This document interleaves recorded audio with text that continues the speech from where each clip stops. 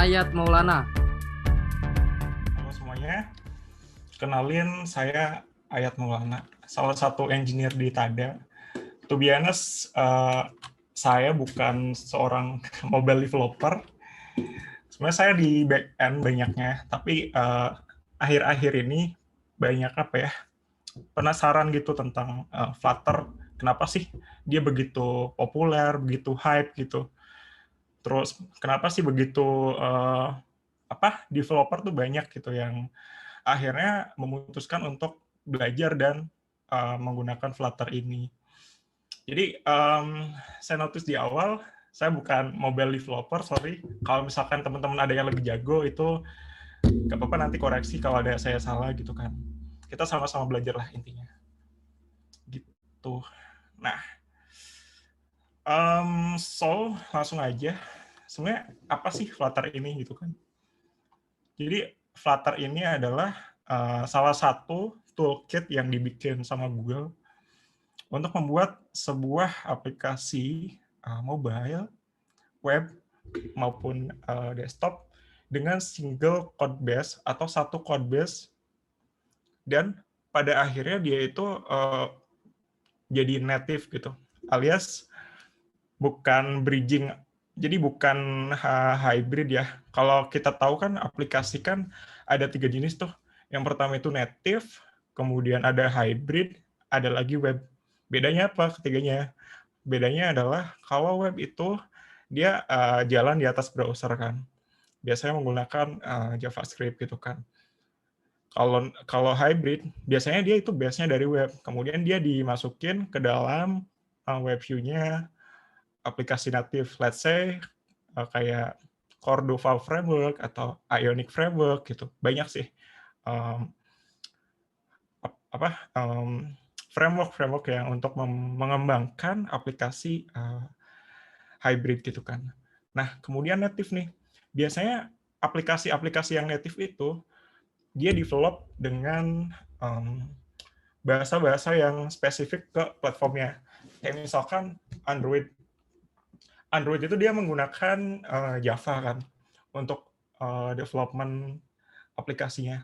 Atau mungkin sekarang kan ada ini juga kan Kotlin mungkin, atau bisa pakai Swift kalau yang untuk iOS, ataupun Objective-C pendahulunya gitu kan. Terus kenapa sih si Flutter ini muncul gitu? Si Flutter ini muncul karena ya tadi kita tuh kalau misalkan ngedevelop satu aplikasi tapi bisa jalan di banyak platform, itu kita harus pertama meluangkan cost yang cukup lumayan gede gitu kan, buat dari segi ya cost untuk uang, kemudian untuk waktu, dan untuk mungkin development-nya gitu kan. Tapi kalau misalkan kita menggunakan Flutter, itu kita sekali kerja hasilnya bisa banyak gitu. Apalagi dengan performa yang natif, alias langsung nyentuh ke si platformnya. Kenapa sih kita butuh yang namanya native? Karena satu, dia itu dari segi performance jauh lebih baik daripada yang web ataupun yang hybrid gitu kan. Kemudian juga banyak kita bisa akses modul-modul dari hardware-nya. Misalkan kita mau akses ke GPS atau ke apalagi GPS, kemudian sensor-sensor, geometri, giroskop, accelerometer, dan lain-lain gitu. Karena ketika kita mendevelop aplikasi web gitu kan, kemudian kita butuh ngakses ke dalam modul tadi, itu nggak bisa. Itu harus bridging dulu. Tapi ketika kita mendevelop aplikasi natif, itu bisa langsung masuk ke dalam modul-modul tadi, atau API-API tadi gitu. Jadi sekilas aja, Flutter dia di-develop sama Google. Pertama kali keluar itu sekitar tahun 2018. Awalnya saya pikir dia cuman kayak semacam kayak cuman buat templating gitu kan, buat bikin UI di Android Studio. Oh, ternyata enggak nih. Ternyata dia SDK gitu kan, Standard Development Kit. Kurang lebih seperti itu. Terus, nah beberapa fitur-fitur dari Flutter yang menurut saya cukup menarik dan lumayan useful gitu buat kita para developer. Itu ada satu, fast development with hot reload. Nah, teman-teman kalau misalkan ada yang pernah atau sekarang kerja di kantor gitu kan, jadi Android developer atau iOS developer, itu kan setiap kali ada perubahan, kita harus nge-reload semua code-nya. Kita harus nge-build lagi, kemudian kita tungguin nge-build-nya selesai, baru di-install lagi ke handphone atau tabletnya gitu. Nah, kalau kita menggunakan hot reload, itu udah nggak perlu kayak gitu lagi. Kita hanya cukup kita konekin nih device kita ke dalam IDE kita, kemudian kita ubah-ubah code-nya, begitu dirubah, kemudian di-save, langsung tuh ada efek di dalam device-nya. Jadi langsung berubah gitu. Ini tentu sangat berguna sekali sih buat para developer yang contohnya gini, ketika kita code-nya udah gede banget gitu, pasti build time-nya juga udah lumayan makan waktu banyak gitu kan. Apalagi kalau misalkan banyak library atau package dari luar yang memang gede juga gitu. Kayak misalkan Google Maps, itu kan harus masukin SDK-nya tuh. Kemudian ada juga beberapa Facebook juga gitu misalkan. Oke. Kemudian cross-platform. Nah, cross-platform ini salah satu yang saya sukai juga dari fitur-fiturnya Flutter. Kenapa? Karena ya tadi kita kerja sekali, tapi hasilnya bisa di beberapa tempat gitu kan. Bisa 3 atau mungkin lebih hasilnya gitu. Nah, si Flutter ini sekarang sudah support ke Android, kemudian ada lagi ke iOS, terus ke desktop juga untuk yang Mac OS ataupun yang Linux. Kemudian baru-baru ini dia ada rilis support untuk Windows kan. Tapi itu juga kayaknya masih beta sih. Tapi saya yakin sih beberapa tahun ke depan mungkin aja Google bakal serius ngembanginnya. Toh juga yang sekarang aja udah keren banget gitu kan, meskipun masih beta. Kemudian native performance.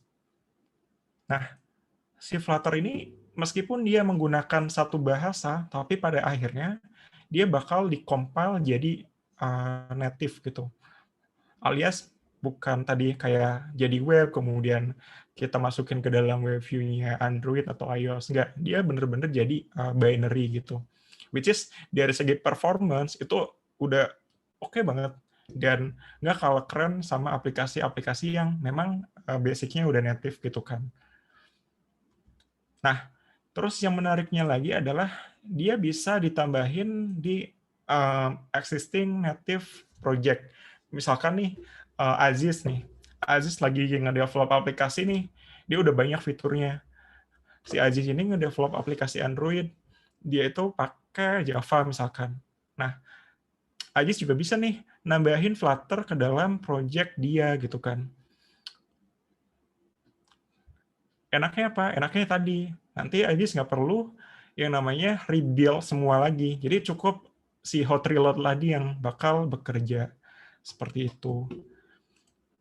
Jadi ini possible banget buat ditambahin ke existing project kita gitu kan.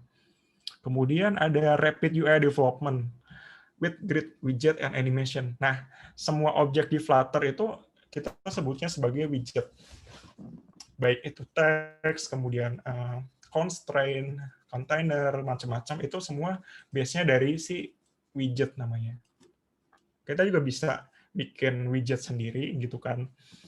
Bisa custom, bisa extend ke widget yang udah ada, dan lain-lain. Kemudian ada juga si animation. Nah, ini juga sih yang paling menarik.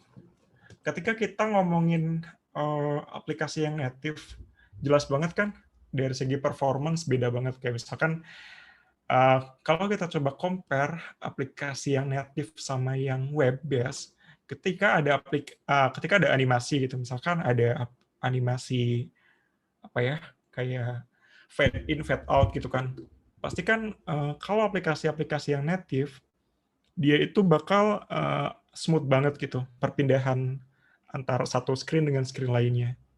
Tapi tidak untuk aplikasi yang hybrid ataupun yang web. Dia masih kerasa perpindahannya tuh ada sedikit lagging gitu.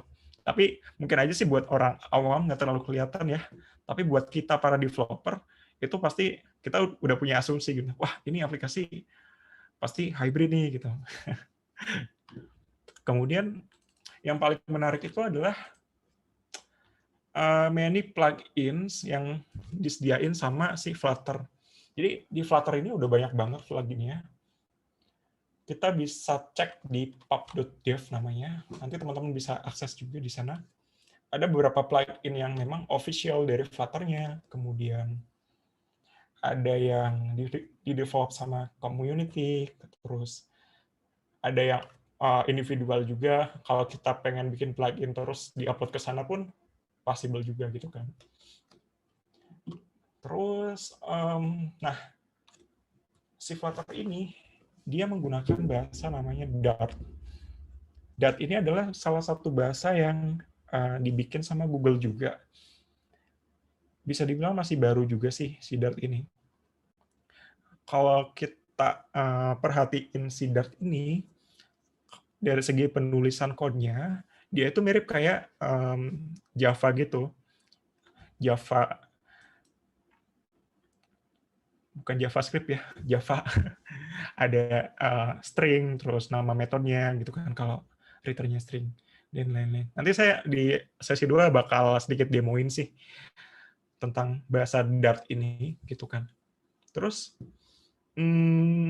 nah, si Dart ini adalah salah satu bahasa pemrograman yang client optimized. Artinya apa? Artinya si Google ini bikin bahasa pemrograman Dart itu difokuskan untuk klien gitu. Ya meskipun sebenarnya bisa buat ngedevelop API gitu, which is dia kan harus di store atau dijalanin di si server gitu kan. Tapi possible kok, meskipun dia apa namanya, dia bukan dikhususkan ya, direkomendasikan untuk develop hal-hal yang berbau klien, ya biasanya aplikasi-aplikasi Android, iOS gitu kan, ataupun ya desktop gitu. Tapi possible kalau kita mau bikin API atau bikin web service menggunakan si Dart ini. Tapi kalau dari segi performance saya nggak belum nge-benchmark juga sih. Jadi ya silakan dicoba sendiri. Nanti kalau udah kita bisa diskusiin cocok nggak sih sebenarnya buat web service gitu kan.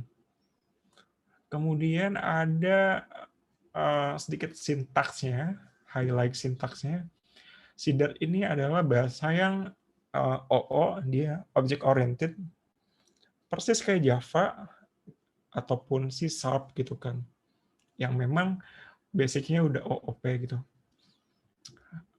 Pasti kan OOP ada yang namanya interface, mixins, abstract class, generic, terus type inference, terus apalagi inheritance dan lain-lain sih. Tentu aja dia class based. Kemudian si Dart juga dia sedikit support yang namanya functional programming. Functional programming kan kayak misalkan kita nih di JavaScript, kita mau ngeloop kan gak harus pakai for each gitu kan kalau di PHP misalkan. Tapi kalau di JavaScript cuman variabelnya for each atau map gitu kan, filter, reduce dan lain-lain. Itu di Dart possible banget. Tapi ada lagi, kalau misalkan teman-teman mau pengen cobain bener-bener functional programming-nya si Dart, itu ada namanya DartX gitu. Jadi dia satu package dari Dart yang disediain buat advanced functional programming. Kayak gitu. Nah, kemudian si Dart ini, dia juga punya yang namanya garbage collector. Nah, si garbage collector ini apa? fungsinya adalah buat nge-manage memori gitu kan. Beda kayak bahasa-bahasa yang nggak punya garbage collector, kayak misalkan mungkin C gitu kan, atau C++, atau Rust gitu. Mereka kan kita harus manajemen memorinya harus diperhatiin sama kita sendiri gitu, bukan sama si bahasa pemrogramannya. Nah, kemudian dia juga support dari segi penulisan, dia itu mirip kayak C. Soalnya pasti base-nya dari sana sih, dari C. Nah, yang menarik ini adalah si Dart ini kita bisa compile ke beberapa target gitu, ke beberapa destination. Ada yang namanya Dart Native. Ini itu ketika kita ada code Dart, kemudian kita pengen dia itu dijadiin binary, kemudian bisa dijalanin secara native atau secara langsung juga di dalam OS kita gitu kan. Misal teman-teman pakai yang OS yang Unix based kayak Mac OS atau Linux gitu kan. Itu bisa dikompil dengan namanya Dart to native. Nah, nanti hasilnya itu adalah si binary tadi, single binary gitu. Bisa kita tambahin executable permission, jadi tinggal // nama filenya, itu bisa langsung dieksekusi gitu. Bisa juga untuk Windows juga gitu kan. Jadi si native ini ketika kita udah nge-build ke dalam masing-masing bahasanya, dia itu nggak bisa dijalanin di OS lain gitu. Misalkan saya nih sekarang pakai Mac OS, saya nge-build nih si Dart native-nya ke binary Mac OS. Nah, itu nggak bisa tuh dijalanin di sistem operasi Windows gitu. Kecuali kita mau nge-build lagi buat si Windows tadi targetnya gitu kan. Nah, kemudian ada JavaScript nih. Atau targetnya itu si browser. Nah, kita menggunakan yang namanya Dart2JS. Jadi nanti kode Dart kita bakal ditranspile ke dalam si JavaScript gitu. Which is nanti possible buat di-run di browser gitu kan. Nah, sebetulnya proses dari Dart language ke JavaScript ini bukan namanya compile, tapi transpile. Bedanya compile sama transpile kan, kalau compile itu kita konversi dari satu bahasa gitu kan ke dalam binary. Tapi kalau misalkan transpile, kita konversi bahasa dari bahasa A ke bahasa B gitu kan. Jadi hasilnya bahasa lagi, bukan binary gitu. Nah, kemudian dia juga bisa dikompil ke dalam Flutter. Karena si Flutter ini dia menggunakan Dart sebagai bahasa pemrogramannya. Gitu. Kemudian Dart juga bisa dikompil ke tadi kan native code dan JavaScript. Oh, ini sama aja sih. Oke, intinya ini sih bisa di native, bisa ke browser gitu. Bisa ke Flutter juga. Maksudnya Flutter ini adalah target masing-masing ini ya, Android atau iOS gitu. Kemudian other Dart features. Nah, si Dart juga dia itu bisa namanya interoperability. Interoperability itu apa? Jadi salah satu fitur yang kita bisa mengkombinasikan dua bahasa gitu. Misalkan kita punya nih fungsi di bahasa JavaScript gitu atau bahasa C.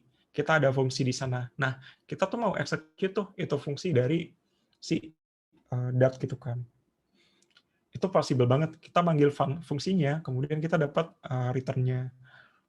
Kemudian dia juga bisa, kalau di JavaScript kan ada promise ya, untuk handle non-blocking I/O. Kalau di Dart itu ada namanya future, kemudian ada juga sync await juga. Konsepnya sama sih kayak yang JavaScript punya. Kemudian ada yang namanya stream.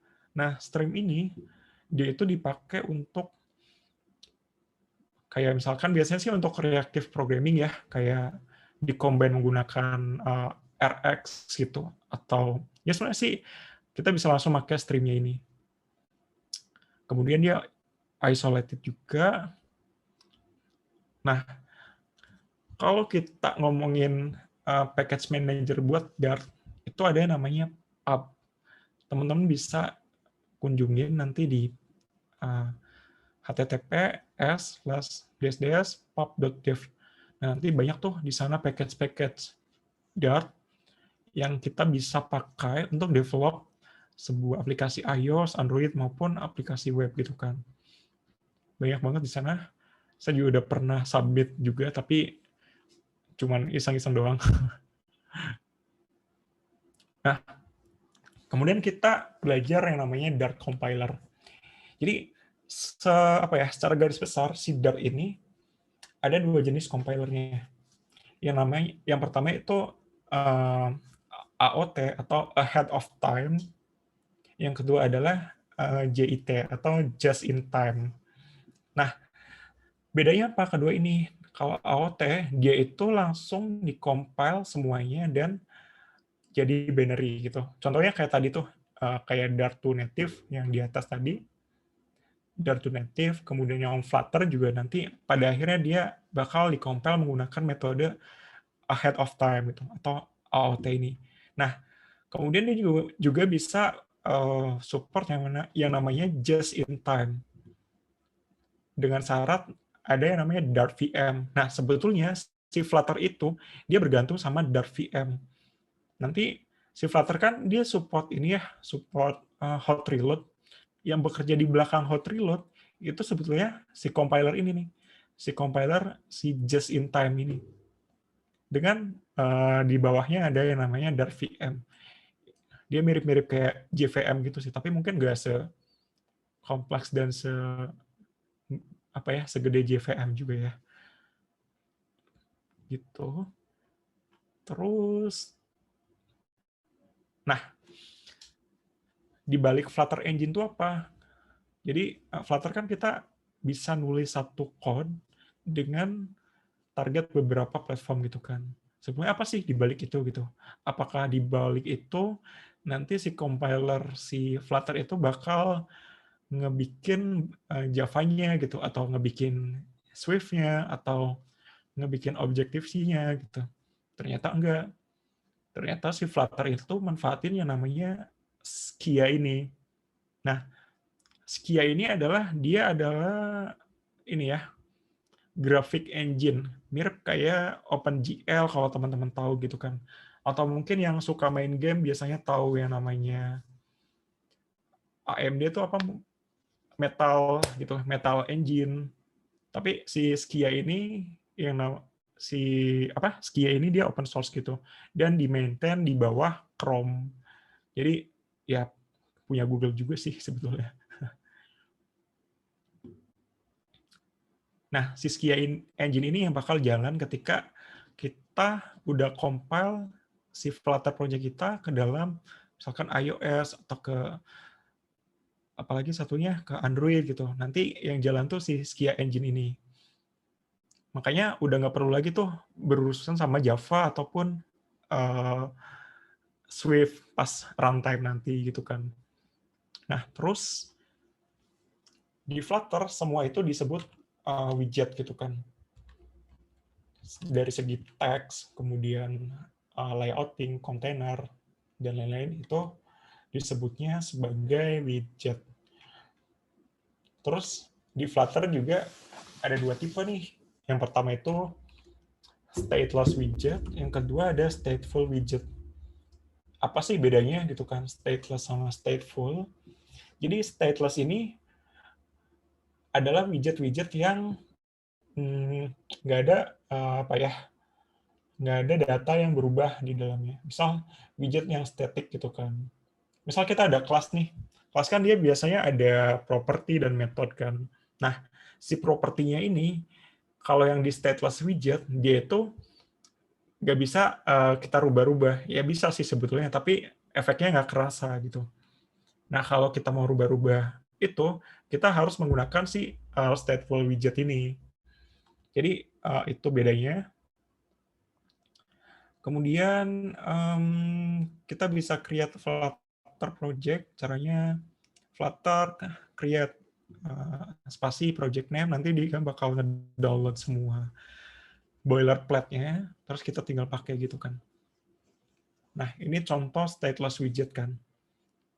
Which is dia nggak ada property, dia cuma ada class, kemudian ini name class-nya, terus dia extends ke base class-nya, di sini ada method build, kemudian ya udah di dalamnya ada code gitu kan. Dan code ini dia static gitu kan, nggak ada perubahan stat di dalam sini gitu. Nah, kalau yang stateful widget, dia itu pertama kita harus bikin 2 kelas nih.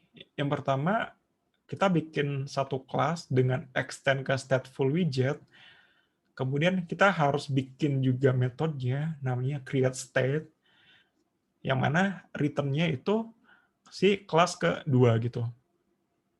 Yang kelas keduanya kayak gimana? Nah, kayak gini. Kita bikin namanya, extend-nya ke state dengan generic tadi, si kelas yang makainya. Nah, kemudian kita define nih, ini si state-nya atau si property-nya kalau di OOP Java kan. Terus ini metodenya buat nge-manipulate si apa namanya? Si property atau state ini. Terus ya udah deh, kita bikin view-nya di sini. Sini cuma ada ya scaffold gitu kan. Terus kolom ada nampilin teks sama ada button, which is simple banget ini. Si buttonnya kalau diklik dia bakal nambahin counter ini jadi increment, jadi +1 gitu kan. Nah, kalau kita mau kayak gitu, kita harus menggunakan si stateful widget. Oke, next. Nah, di Flutter itu kita berkenalan dengan yang namanya declarative programming. Apa sih declarative programming itu? Nah, coba deh teman-teman lihat komparasi dari ini dulu deh, lihat ini dulu. Ini saya coba screenshot library Python untuk develop aplikasi desktop namanya Tkinter. Itu ketika kita mau bikin aplikasi itu harus import dulu, kemudian bikin apa ya, wrapper paling luar gitu kan. Namanya window di sini, terus kita define, masukin lagi si instance-nya gitu kan, window-nya. Masukin lagi, baru dijalanin semuanya. Nah, kalau di Flutter itu kita bisa kayak gini. Nah, jadi untuk layouting kita menggunakan declarative programming. Kita misal punya kelas scaffold nih. Nah, si scaffold itu ada body-nya. Terus column ini punya children, yang mana children-nya bisa banyak. Terus juga si flat button punya child juga. Terus saja sampai dalam. Salah satu apa ya, sebenarnya ada plus-minusnya sih untuk declarative programming-nya Flutter. Kalau teman-teman mungkin pernah nyobain kayak Swift UI gitu di Xcode, kalau saya sih belum pernah ya, soalnya bukan developer mobile gitu kan. Itu kayaknya sih agak membingungkan ya, ketika kita baru pertama kali masuk sini gitu kan. Soalnya pasti kalau di Android kan kita manfaatin XML gitu buat layouting-nya. Mirip-mirip kayak HTML lah buat web gitu. Kalau di iOS kan kita bisa pakai XIB atau apalagi tuh namanya, saya lupa. Ya itulah pokoknya.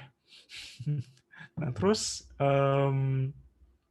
itu sih secara garis besar bedanya deklaratif sama imperatif. Nah kemudian juga si Flutter ini udah banyak banget yang pakai gitu kan. Perusahaan-perusahaan gede kayak misalkan Google gitu atau Alibaba atau banyak sih perusahaan-perusahaan lain yang aplikasinya juga keren-keren. Nanti bisa lihat aja di ini, flutter.dev/showcase. Nah, si Flutter juga dia bisa memanfaatkan style dari masing-masing platformnya. Misalkan di sebelah kiri ini ada gambar iPhone kan. Kemudian di sebelah kanan ini ada emulator Android gitu. Pasti kan dari segi style kan beda ya. Kalau Android biasanya pakai yang namanya material widget Google Style. Nah, kalau yang iOS itu saya nggak tahu namanya, tapi kalau di Flutter itu disebut sebagai Cupertino style. Jadi bisa dilihat perbandingannya kan. Kalau biasanya material desain tuh ada ya kayak kertas gitu kan, bentuknya mencolok, terus ada shadow di bawahnya gitu.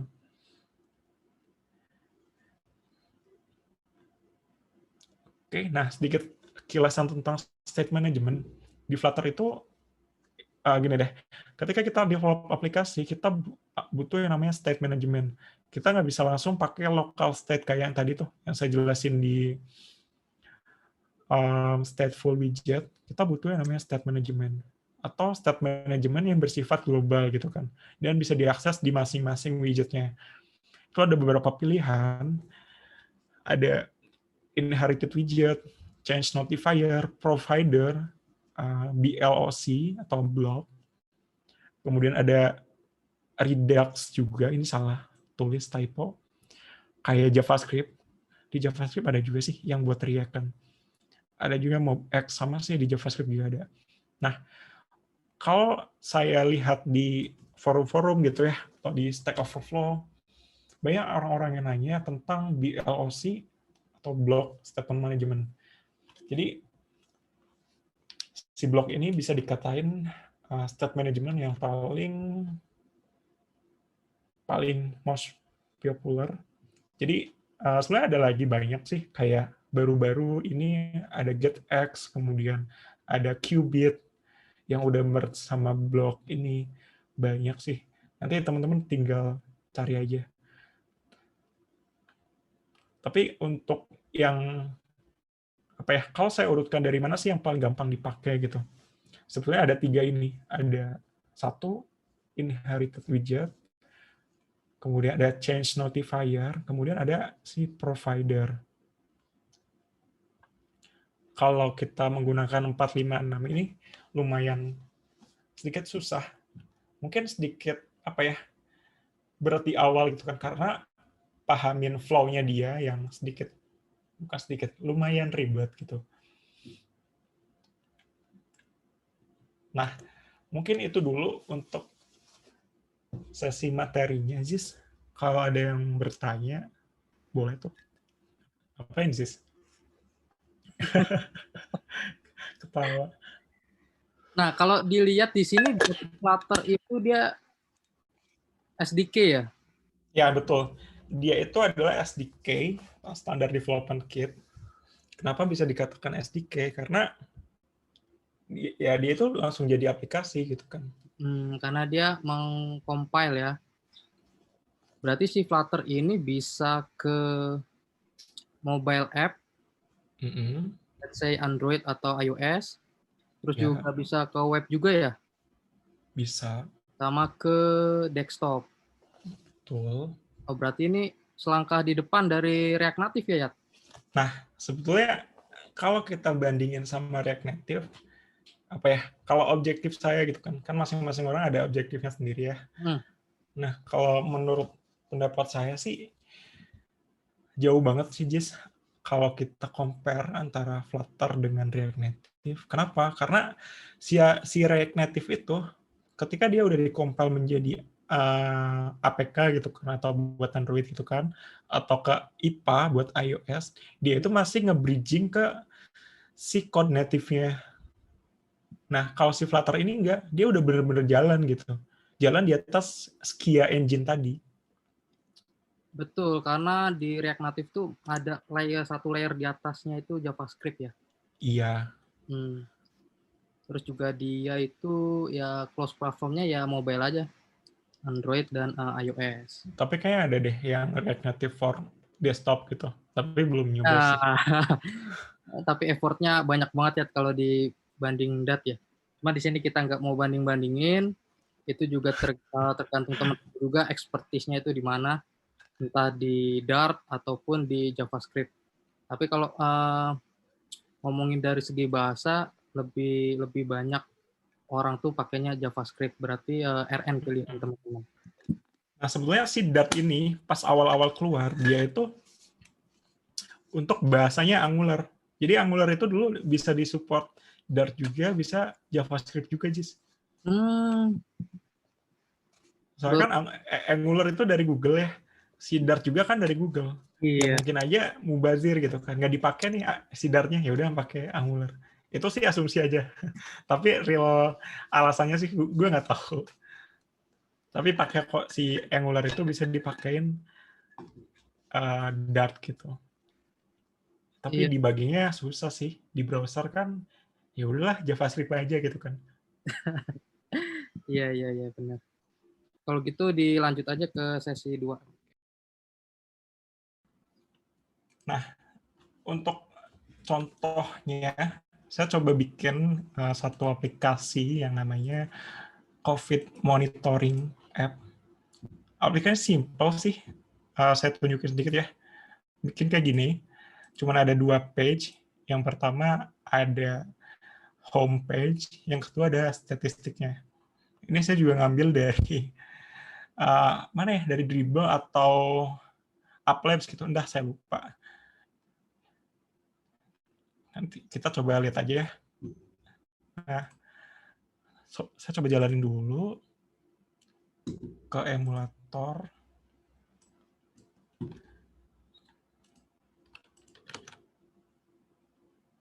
Stop dulu deh.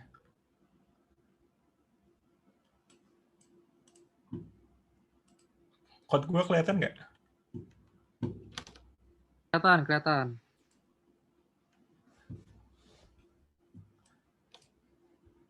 Ntar ya, tunggu. Dia lagi nge-build.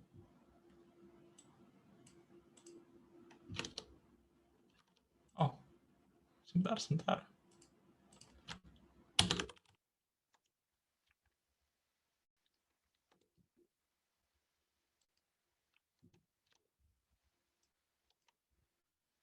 Nah, jalan.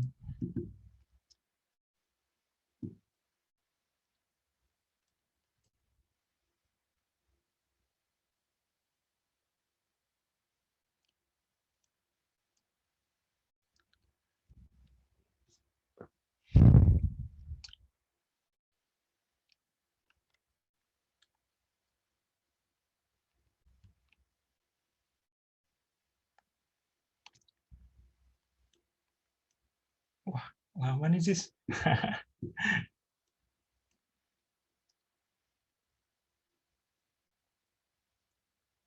Apa-apa ya, udah biasa nunggu kan? Nunggu apa?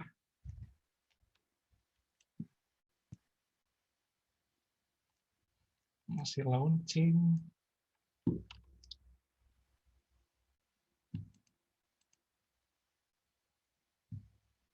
Nah, dan oke.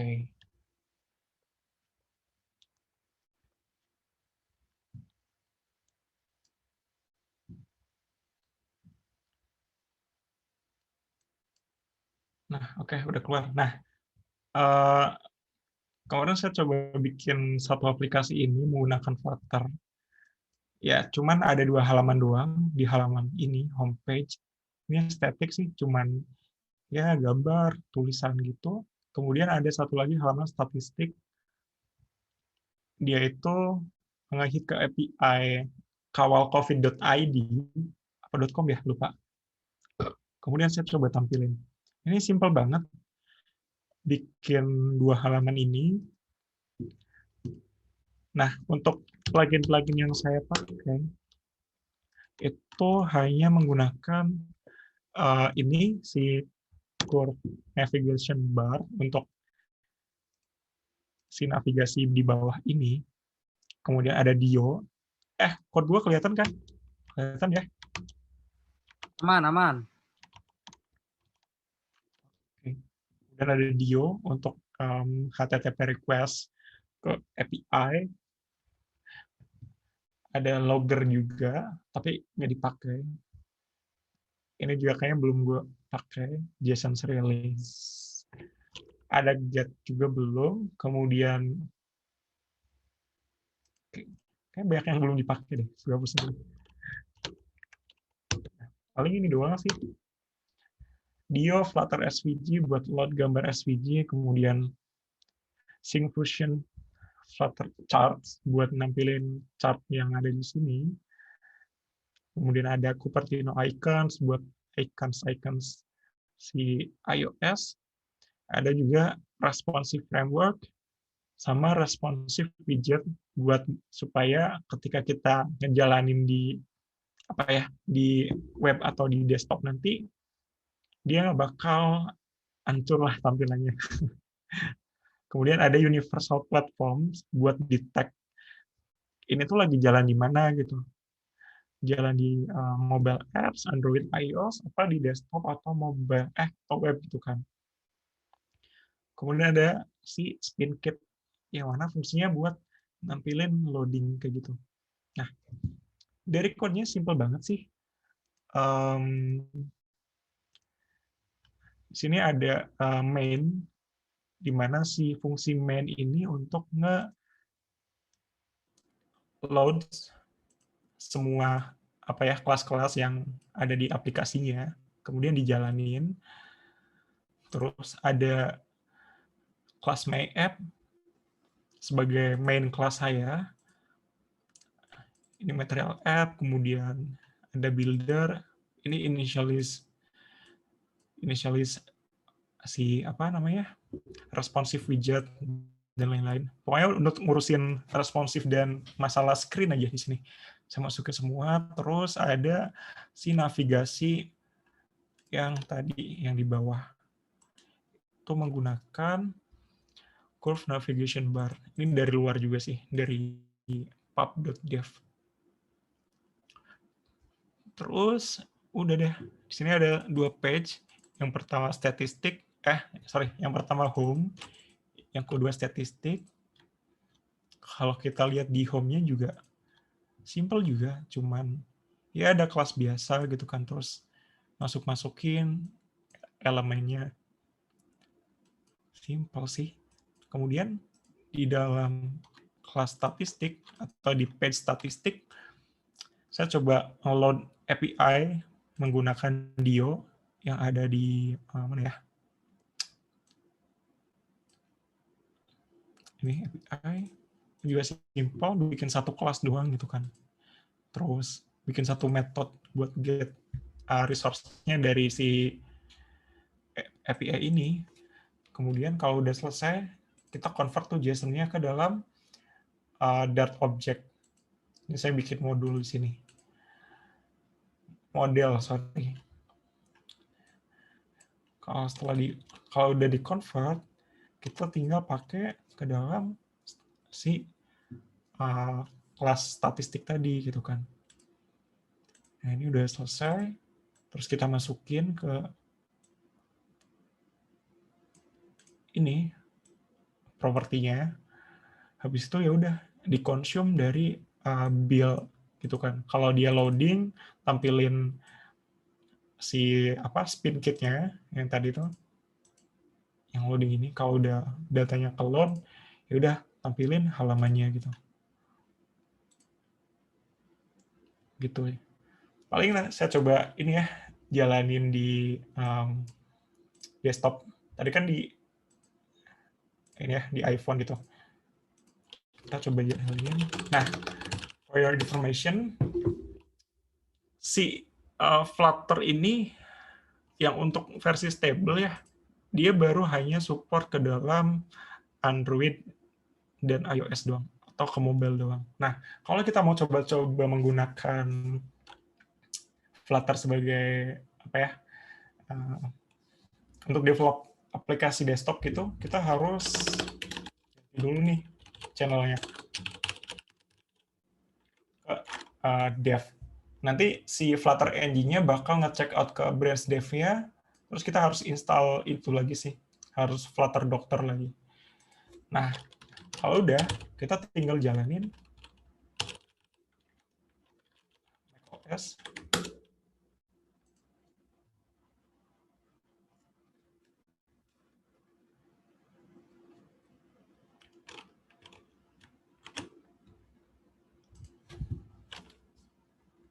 Kita tunggu ya.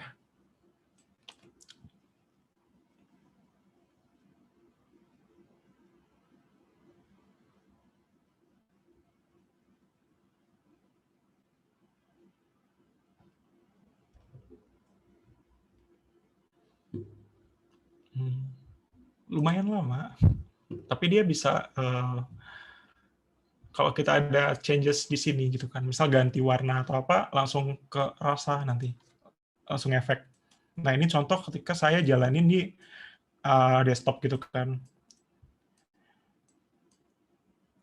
Kita juga bisa resize, terus ya kerasa banget sih performanya.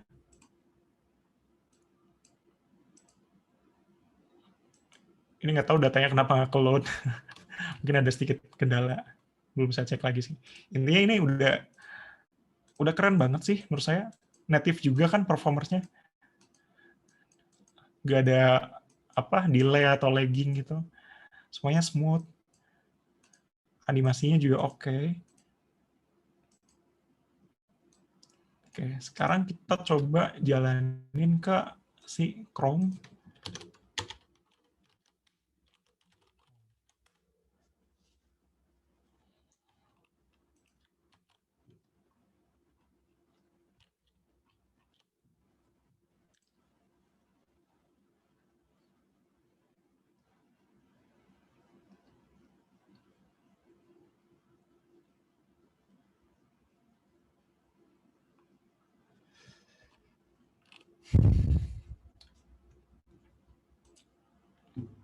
Ya, memang agak lama sih build di awalnya.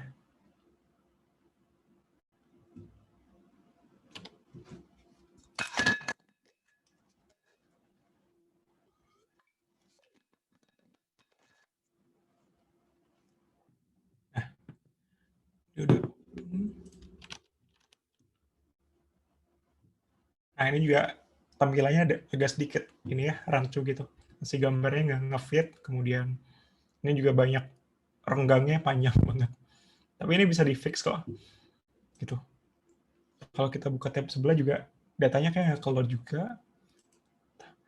Nah, kalau kita coba inspect gitu kan di sini, dia tuh ke-generate juga kode HTML-nya, tapi bukan HTML yang biasa kita pakai gitu kan, kayak tag div atau span, p atau apalah gitu kan.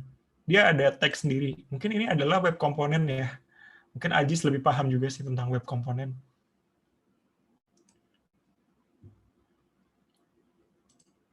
Gitu.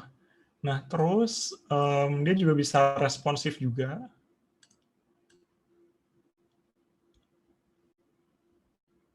Ikutin gitu kan. Atau mau dimasukin ke web view juga bisa. Tapi ngapain? Mending langsung nge-build ke sana. Kita coba gantikan ke iPad misalnya. Dia lumayan responsif juga. Tapi kalau dari segi performance ya, begitu dia dijalanin di web, agak kerasa gitu, sedikit berat sih memang. Nggak tahu kenapa. Mungkin karena web components-nya itu terlalu banyak atau gimana, saya juga nggak ngerti. Tapi intinya kita bisa simpulin kalau si Flutter ini memang bisa dipakai buat develop 3 aplikasi sekaligus dalam satu waktu gitu kan.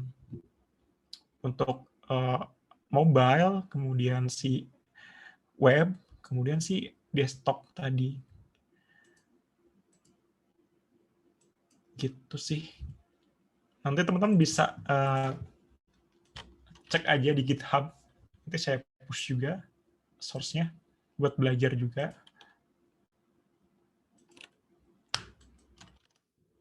Paling gitu aja sih, Jis, demonya. Udah ya? Dari Mas Khoirul ya? Ya, gimana? Halo Mas Ayat, Flutter ini kan bisa di desktop, web, dan mobile ya. Nah, penulisan deklaratifnya itu di satu file, stylenya bisa dipisah-pisah nggak ya? Biar pas dengan masing-masing platform. Nah, sebetulnya salah satu PR besar deklaratif kan kita nggak bisa pakai kelas-kelas gitu kan ya, kayak di HTML. Kita harus benar-benar masukin nih ke sini, ke si kelasnya. Jadi si styling itu nempel sama si elemen atau kelasnya gitu. Kalau kita analogikan, kalau di HTML itu inline style atau inline CSS. Nah, caranya gimana? Caranya ada yang namanya Ini tim data. Kita bisa nge-store sini. Nanti kita tinggal pakai gitu. Atau juga ada yang baru namanya Styled Widget.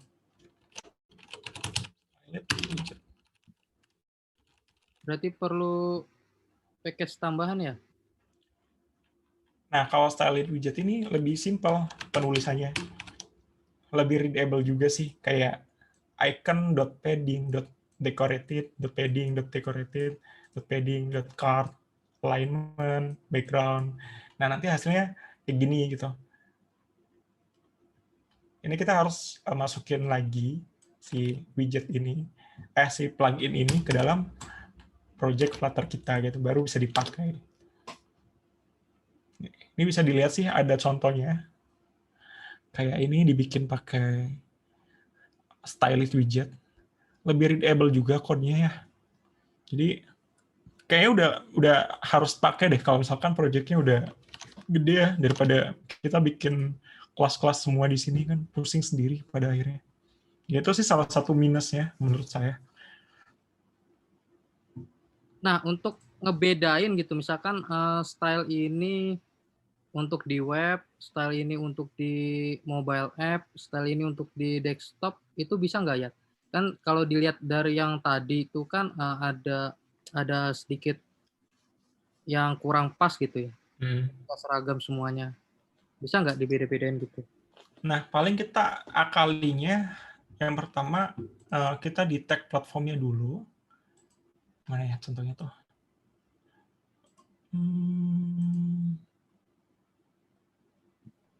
Di home kayaknya. Nah, kita bisa manfaatin si universal platform namanya. Dia tuh bisa ngedetect kita nih si Flutter ini lagi jalan di mana gitu. Di desktop atau di handphone atau di web kan. Nah, nanti kita tinggal handling aja. Kalau if is mobile-nya true atau is Android-nya true, ya udah kita tampilin tuh style yang untuk Android gitu. Kalau misalkan is desktop-nya true, ya udah kita tampilin style yang untuk desktop. Paling yang setahu saya sih gitu ya buat handling styling apa ya cross device, cross platform gitu. Oke, Itu mungkin deh. menjawab ya Mas Hoirul. Terus pertanyaan selanjutnya dari Gofar. Mas Ayat, apakah di Flutter ada store supaya saat pindah page tidak hilang data atau sessionnya? Ada nggak ya? Maksudnya persistent storage apa gimana? Saat pindah page ya mungkin. Nah, jadi ada sih persistent storage di Flutter banyak. Ada namanya Hive.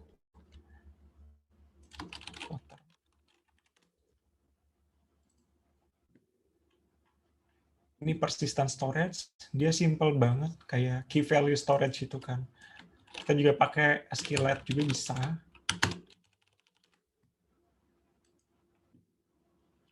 Kalau pakai Realm, kalau anak native biasanya pakai Realm.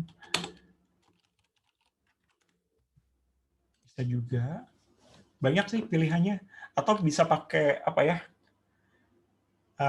Yang simple-simple tuh.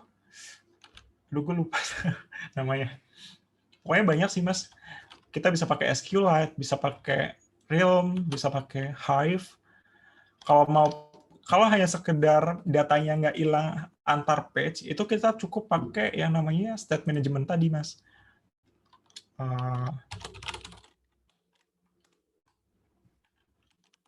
Manajemen. Nah, kita cukup pakai ini. Tapi kalau misalkan yang Mas expect itu adalah ketika aplikasinya di close, kemudian dibuka itu masih ada, itu kita harus pakai yang namanya persistent storage, kayak Hive, SQLite, sama si Realm ini. Kalau hanya pindah-pindah page sih, saya pikir pakai ini juga cukup sih, pakai salah satu dari ini gitu kan. Oke. Nah, dari masing-masing tadi tuh storage-nya kayak real Realm, terus ada SQLite, itu kita pilih salah satu terus bisa jalan di ketiga tempat atau gimana ya? Atau misalkan, SQLite cuman Hmm, bisa, diimplement di Android Oke. atau gimana? Jadi Atau ketika kita mau menggunakan package itu, kita harus lihat nih di sini nih, di pubdev kan pasti. Terus kita lihat detailnya. Apa aja sih yang dia support gitu kan. Kalau misalkan di sini hanya Android iOS, ya udah dia hanya support Android iOS gitu. Kalau misalkan dia kayak ini kan banyak tuh, ada Dart Native, Dart.js, Flutter juga ada Android iOS webnya disupport semua. Ya udah, berarti si Hive ini nggak support semua platform. mmm, Jadi tergantung masing-masing itunya sih, Jis, package-nya. oke oke. Jadi kita mesti cek dulu ya sebelum pakai, jangan asal pakai aja, tapi nanti di pas production bermasalah. Itu kan PR banget gitu. Berarti ngetesnya nggak cuma di mobile app doang ya? Harus ngecek di web juga, harus ngecek di desktop juga ya? Iya. Ya mungkin menjawab pertanyaan dari Mas Gofar, selanjutnya dari Anonymous. Wah, serem banget nih yang nanya Anonymous. Secara performance dibandingkan dengan aplikasi yang di-build secara native, ada perbedaan nggak? Kalau ada, apakah perbedaannya, signifikan? Kalau ini sih objektif pribadi ya, maksudnya saya juga nggak pernah benchmark bener-bener gitu kan. Cuman ngelihat sekilas aja tuh gimana sih bedanya gitu kan antara Flutter yang aplikasi yang base-nya Flutter sama yang native. Nah, oke, saya compare ini dulu deh. Kalau kita masih development si Flutter ini, itu kerasa banget lagging-nya. Karena dia tadi menggunakan si just in time tadi. Mana sih? Just in time compiler.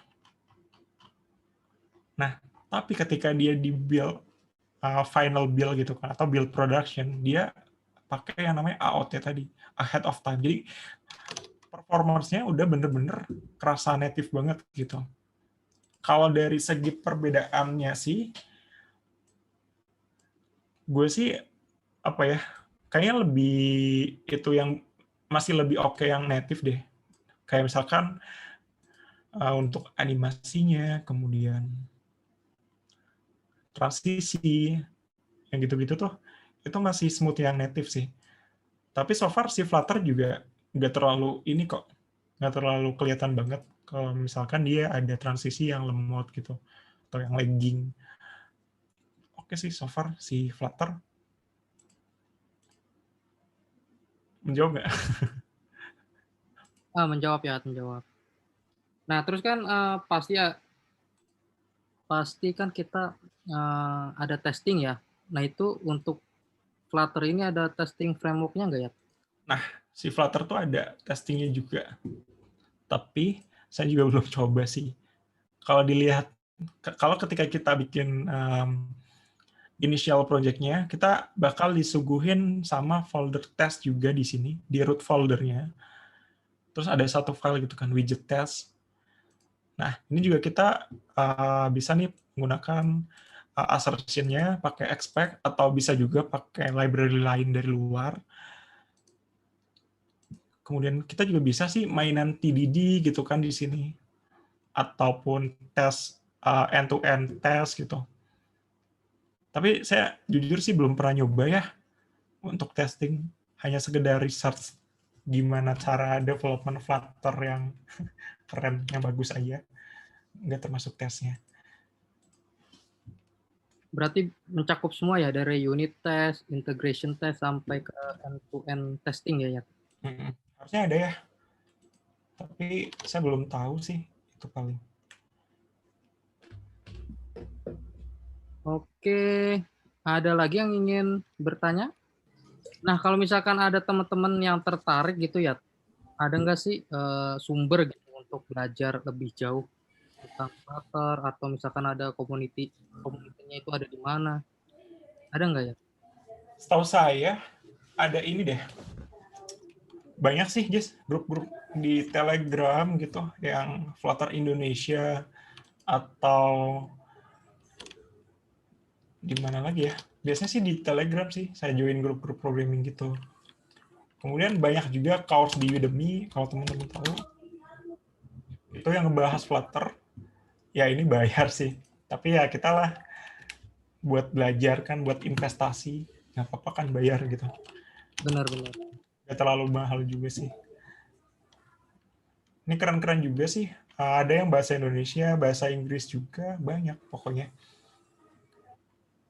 Ini satu course aja sampai berapa jam gitu kan, banyak materinya. Dengan harga yang ya saya pikir nggak terlalu mahal juga kan. Masih bisa lah buat anak sekolah atau kuliahan. Kayak gitu. Atau di YouTube juga banyak sih, kayak channel-channel tutorial programming dari Indonesia gitu yang bahas Flutter gitu.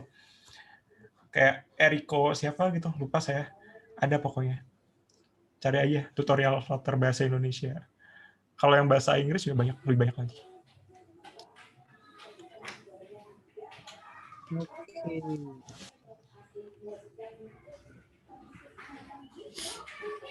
Terus dari project-project open source juga udah banyak ya, Flutter itu.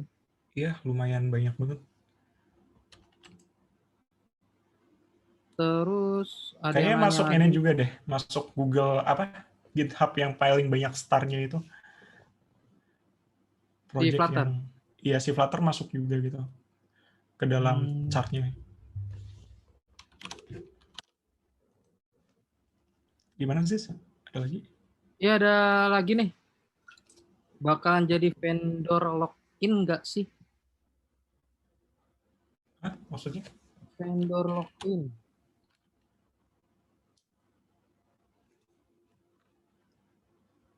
Vendor login refer to a situation where the cost switching to a different vendor. So, mungkin bisa diperjelas pertanyaannya. Atau mau bicara langsung? Nggak apa-apa. Iya, boleh, boleh. Mungkin kita skip dulu ya. Ada contoh real apps yang sudah live dengan Flutter nggak ya? Kita bisa lihat di sini. Flutter showcase. Nah, abstract flag with Flutter. Ini beneran yang udah production. Kita lihat aja Tencent, kemudian apa the New York Times, Google Assistant. Bahkan kalau kita tahu yang Google Stadia itu, yang cloud gaming, itu mereka develop menggunakan si Flutter ini gitu. Jadi saya pikir udah nggak main-main deh si Flutter. Udah serius banget gitu loh.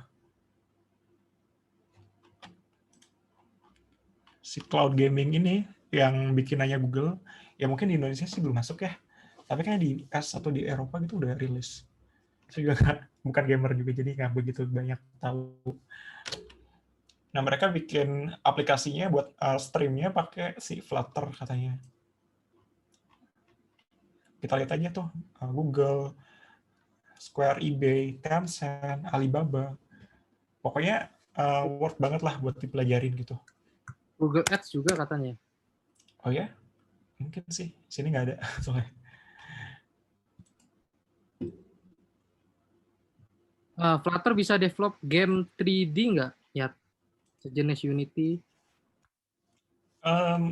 Apa ya, mending sih langsung ke Unity-nya aja ya kalau game 3D kayak gitu. Soalnya kan itu si Unity-nya biasanya langsung di-build ke Android atau ke platform mana gitu kan. Tapi kayaknya ada deh. Engine. Kalau bisa juga berarti disikat semua ya. Iya, sikat bor.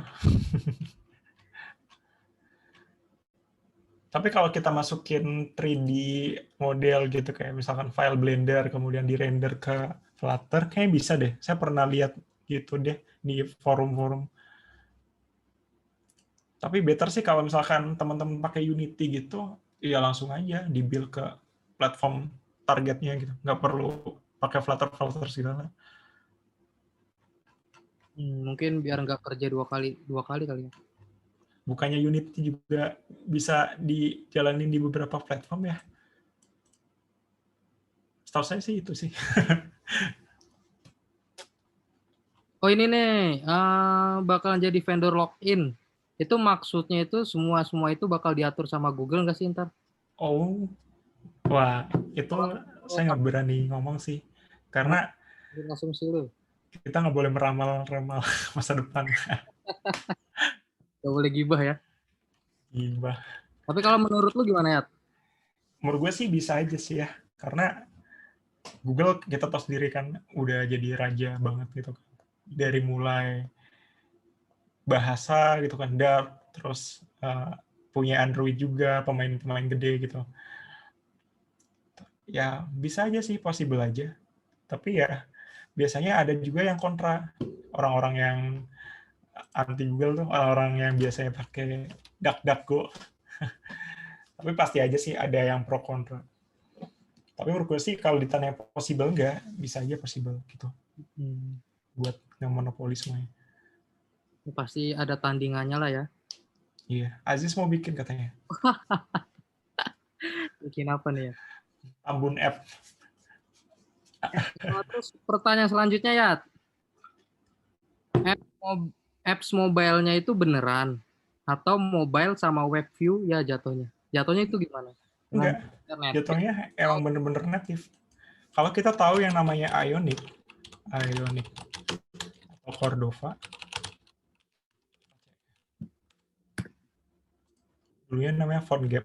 Nah, kalau kita menggunakan ini, nanti pas di-build ke dalam APK, itu jadinya web view. Soalnya kan ini Angular juga ya, AngularJS. Itu kan udah jelas banget gede. Tapi kalau Flutter, dia udah bener-bener native. Kenapa native? Karena ya tadi, ada yang namanya Skia Engine, yang di atasnya yang di bawahnya si Flutter tadi, yang langsung jalan di platformnya gitu.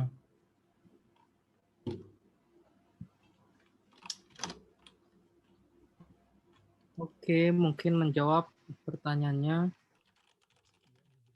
Oh, udah nggak ada lagi nih pertanyaannya. Pernah dengar framework 7 nggak ya? Hah? Lu Framework apa? pernah dengar framework 7? Oh, yang Framework 7. iya, gue tahu. Nah, gimana tuh? Pendapat lu gimana? Ya kan ini sama juga, web juga. Ya kalau mau pakai ya sok-sok aja nggak apa-apa. Tapi ya balik lagi, kalau kita butuh performance yang bagus, ya pakai native gitu kan. Tapi kalau kita nggak mau repot bikin native di masing-masing platform, ya pakai Flutter atau React Native. Tapi kalau kita mau performance-nya lebih baik daripada React Native, ya udah pakai Flutter gitu. Tergantung Pilihannya masing-masing sih. tergantung kebutuhan juga ya. Oke, nggak ada pertanyaan lagi.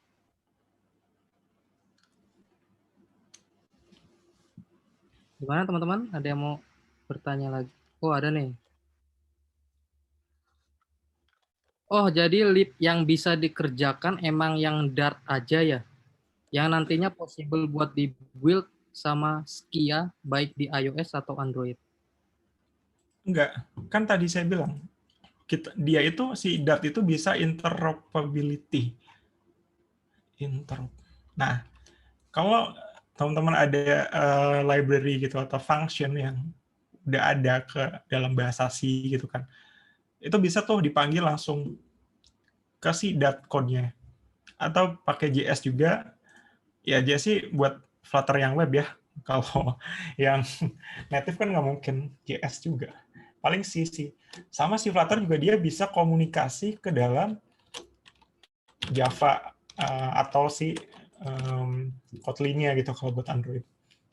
Jadi kayak itulah, kayak kirim sinyal gitu, nanti ditangkap juga sama si Java-nya, kemudian dia execute, kemudian return-nya balikin lagi ke si Flutter-nya, si Dart-nya. itu bisa juga.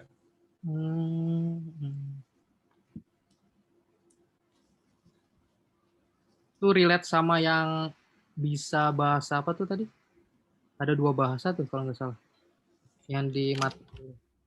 Ini. Ya, betul. Ya, satu. Benar ya? Iya. Dia bisa interoperability. Oke.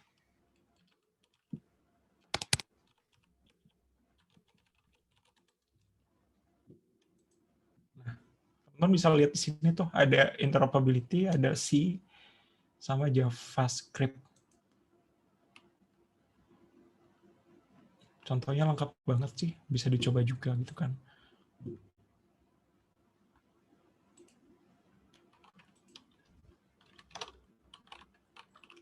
Oke, Ziz. Ada lagi? Ada pertanyaan tambahan ya, ada 2 lagi nih. Apa tuh? Kotlin compile ke Java bytecode. Bytecode. Ya, apakah Flutter compile ke bytecode juga? Nah, kasih lihat file APK yang udah dibuild nggak? Hah? Gimana? Bisa kasih lihat file APK yang udah dibuild nggak?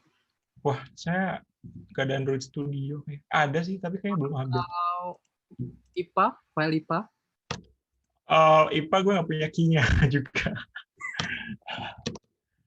Pokoknya ini deh. Dia itu ketika dia menggunakan .vm, pasti sih metodenya kayak Java juga. Kalau Java kan bytecode ya. Jadi nanti yang ngejalanin itu si JVM-nya. Jadi kerasanya kayak native. Nah, itu berlaku juga kayaknya pas di development mode. Kayak saya nih kan ini jalanin sebagai development mode. Nah, tapi nanti kalau udah rilis build gitu kan, Flutter build IPA misalkan, nanti dia benar-benar jadi native gitu loh. Benar-benar jalan di atas si platformnya iOS-nya.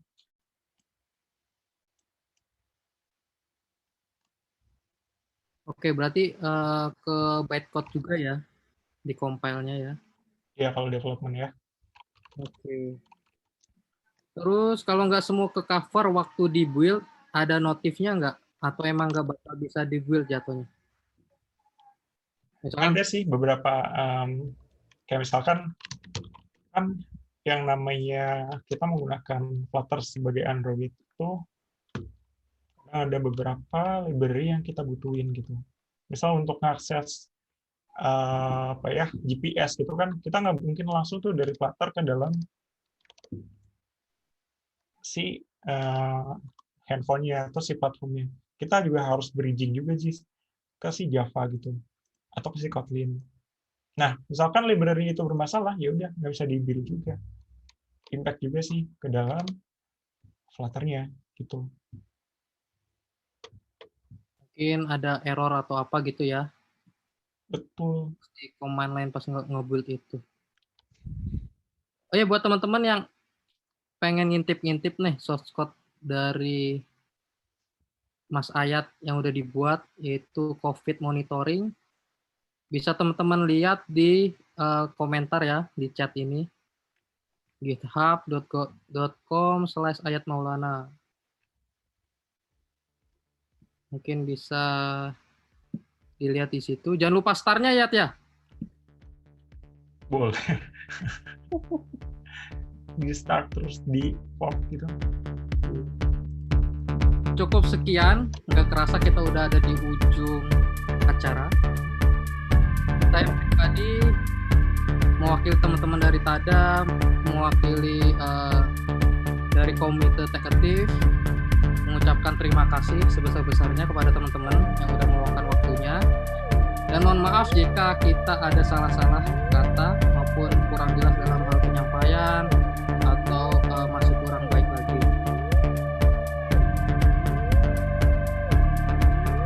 Cukup sekian. Tetap sehat semuanya, sehat selalu dan selalu bersyukur dalam keadaan apapun. Saya Abdul Aziz. Kita bertemu lagi di Public Tech-Aktif bulan depan. Thank you. Terima kasih semuanya.